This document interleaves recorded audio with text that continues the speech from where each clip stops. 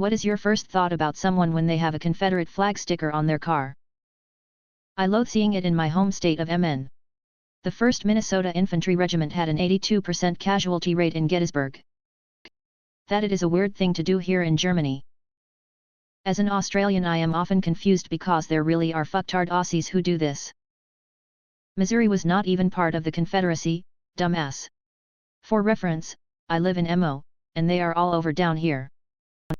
Little anecdote, in the 90s, NASCAR driver Dale Earnhardt put a Southern Pride sticker on his personal pickup, which had a Confederate flag in its design. When one of his employees, an African-American woman, saw it, she told him it made her uncomfortable. His reaction? He immediately apologized, looked for a razor blade and scraped it off his truck. What a fucking idiot. Do not engage. Their heritage was around for less time than Taco Bell has had nacho fries. If American? Stupid cunt. If Canadian? Really stupid cunt. They live their life with self-imposed blinders on. They do not travel far from where they were born, limit their experiences to the things that fit into their chosen culture, and are most likely undereducated. They are ignorant, and take pride in that ignorance, doing everything in their power to maintain it. Proudly ignorant. As a Lusitanian. If in the South, they're likely unaware they're racist or they're turbo-racist. Outside the South, I'm not only a racist. I'm also an absolute fucking moron. If it's an orange Dodge Charger, them Duke boys are nearby somewhere. Racist trash. What is the biggest unsolved mystery in human history? In 1893, British archaeologist Sir Arthur Evans purchased some ancient stones with mysterious inscriptions on them at a flea market in Athens. On a later trip to the excavations at Knossos on the island of Crete, he recognized one of the symbols from his stones and began a study of the engraved tablets being uncovered at various sites on the island. He discovered two different systems, which he called Linear A and Linear B. While Linear B was deciphered in the early 1950s, it turned out to represent an early form of Greek. Linear A, above, has still not been deciphered. There is an entire culture of information that predates much of our history, a window into ancient humanity that is simply locked away from us because we don't know how to read it. An active one in the archaeology world is the exact time frame of when humans made it to the Americas. The date keeps getting pushed back with more controversial discoveries that then just turn to evidence as they pile up. It's a fascinating story to see unfold. In Australia, in 2011, someone broke into a TV station and spent 4 hours flushing $100,000 down the toilet. Late to the party, but I haven't seen anyone mention the Indus Valley script. There was a huge civilization in northern India and Pakistan around 3300 to 1300 BC. It spanned more area than any other civilization at the time. They invented writing independently, something only done 5 to 6 times in history. But to this day, with all the thousands of inscriptions we have and all the documented contact with other civilizations, we haven't deciphered their writing. There's no known Rosetta Stone, no known descendant scripts, no known documentation of the language other than what is written in the Indus Valley script. But the biggest mystery isn't how to read the script or what it says, but the question of whether we'll ever be able to know. Is it even possible to decipher a language we know absolutely nothing about?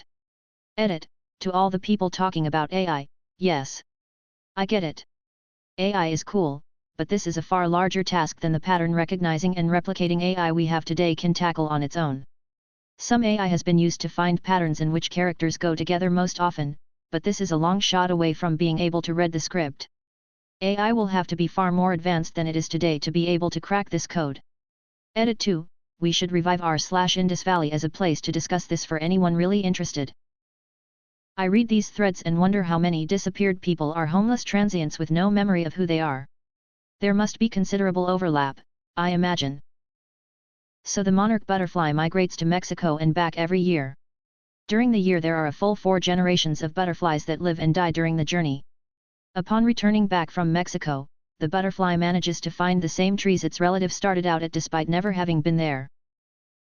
We like to think we understand the universe and that physics is a well-grounded discipline, and in some ways it is. However, we have no idea what dark matter or dark energy is, and yet we think it makes up 27% and 68% of the universe respectively. Why is there something rather than nothing, is still pretty much it imho. The final words of the Emperor Titus were, "I have but one regret." We don't know and never will what that regret was. Edit, on reflection it's even better, I have made but one mistake. Supreme confidence. That most of human history is undocumented and we will never know our entire history as a species. We didn't start recording our history until 5000 BCE, we do know we shifted to agrarian societies around 10,000 BCE, but beyond that we have no idea what we were like as a species. We will never know the undocumented parts of our history that spans tens of thousands of years. We are often baffled by the technological progress of our ancient ancestors, like those in SC Asia who must have been masters of the sea to have colonized the variety of islands there and sailed vast stretches of ocean to land on Australia and New Zealand. What is ironic is we currently have an immense amount of information about our world today and the limited documented history of our early days as a species, but that is only a small fraction of our entire history. Neither medicine nor science has an answer for what consciousness is, or where it originates. I don't know about biggest, but I always thought the Voynich manuscript was very interesting. A huge book written in an unknown language or cipher that has never been translated or decoded with diagrams of plant species that don't exist. Lots of theories surrounding it, but no definitive answers as to the origins or the content. Not sure if it's the biggest mystery. But the Antikythera mechanism is pretty wild. Dated to at least 60 BC, possibly as old as 200 BC, it's as complex as clockworks that didn't show up until the 1400s, over a millennium later. It's just such a strange technological anomaly. Who made it? What else did they make and why haven't we found more stuff as advanced? Between 1200 and 1150 BCE, most of the civilizations in the eastern Mediterranean region were either greatly depleted or collapsed entirely, bringing an abrupt end to the Bronze Age.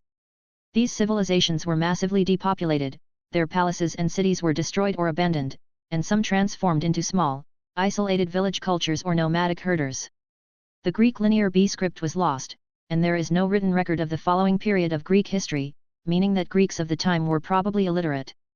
This rapid decline affected, to one extent or another, major historical powers like Mycenaean Greece, New Kingdom Egypt, the Hittite Empire, and Assyria, among others. And we don't know why it happened. These were sprawling, thriving civilizations, with healthy economies, elaborate trade networks, complex bureaucracy, written language, and large-scale agriculture, and they just died. For some reason. There are plenty of theories, of course, but ultimately there's no conclusive evidence that tells the story of how the Bronze Age collapsed into the intermediate period that preceded the Iron Age. Deleted. What makes you not want to be intimate with your so? I've always heard of fighting then having sex after. Fighting has always made me not want it. The last thing I want to do when someone pisses me off is have sex with them. What made it worse is she always wanted to when we were arguing, which made the argument worse when I refused. Gastrointestinal issues are a frequent reason why. Hygiene issue. Breath, armpit odor, etc. She never made me feel appreciated, and when I would do things like hold her hand, or give her a kiss on the forehead, she would complain and say it was childish. Taking a moment to realize I'm the only one that makes sexual advances in the relationship makes me not want it. People think men only want sex for face value, but a lot of men actually want the feeling of being desired more so. Personally, the only issue I have is my so's drinking. He just becomes an unattractive person when he's drunk. It's one thing if we're both out socializing and drinking together occasionally, but he drinks almost every day, sitting on the couch in front of the TV and to the point of sloppy drunkenness way too often. His face changes, his posture changes, his personality changes, I just get so turned off. When they are glued to their phones non-stop. Put that shit down and look at me before we go to bed. When I make a move, and then get the feeling she's not really in the mood / would only do it to please me. I want us both to have a good time, not only me. So when she seems not into it, I take a step back. Feeling angry. I hate feeling angry. I don't like being around other people when angry. So I'll go for a walk, a drive, etc. and just clear my head. To be brutally honest, her anxiety and insecurity makes sex such a hassle. She doesn't believe anything I say about wanting her, she can almost never relax during sex, she doesn't take time to enjoy it, and if God forbid I have any trouble finishing, she takes it more personally than anything, which of course puts more pressure on me to finish, which then makes it almost impossible. when they've done something really nasty/unkind that day. Cruelty is the most ugly thing a person can show, in my eyes. I had a boyfriend that I went to Walmart with and he ended up flipping off and storming right past the sweet little old man that checks the receipts at the door. It was partially about how I used to check receipts and I remembered how I felt when people treated me like that, but I also remember the look on the little old man's face and just how disgusted I was with my partner being so nasty about it. I couldn't touch him after that and I got grossed out when he touched me. And then I started to notice how he was nasty to other people as well. It eventually led to our breakup. My husband used to dislike his job, he'd come home and do nothing but bitch. After a while, I just gave up trying to cheer him up with sex. You can only try so long. So, we had a long dry spell, like, whatever you think a dry spell would be, it's longer. When someone is constantly annoyed, well, it's hard to feel amorous. Anyway, he early retired, 54, like a month before COVID kicked in, and by autumn that year, well, let's just say we're back to what we were like when we first met. He's not pissed off all the time. I'm retired as well, and let's just say, afternoon nookie is such a perk, as is morning nookie and 3 a.m. nookie because you can sleep in. I'm glad we stayed together. Going on 33 years and we're just so happy. When my emotional needs aren't being filled. I don't want to be intimate when I've just worked an 8-hour day, then put in another 3 hours of housework while my so drank beer and played video games, and he hasn't even said a word to me before trying to get intimate. At least wash a dish and tell me I look nice today. TLDR, stress, tiredness, but mostly depression. For a long time I couldn't figure it out. I married way out of my league. There was this beautiful, horny, voluptuous goddess living with me, sleeping next to me, and I was baffled and angry with myself for almost never having any interest. In 2019 some things changed. I got a life-altering increase in pay, and started doing a job that was physically much easier. Some long-time bills got paid off, and things were a little better. In 2020, my better half got her medical marijuana card. She gave me a gummy, and it was a bit much for someone who had never tried it. We went at it like alley cats being tasered for hours. It was a shock to both of us. Since that fateful night we have gone from maybe a few times a year to at least once every day.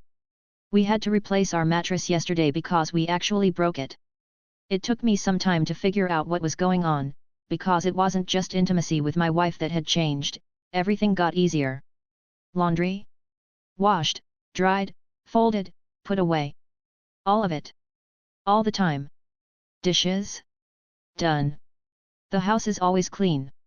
I can just do things now. It turns out I've been depressed my whole life. I've never had motivation or energy to do anything.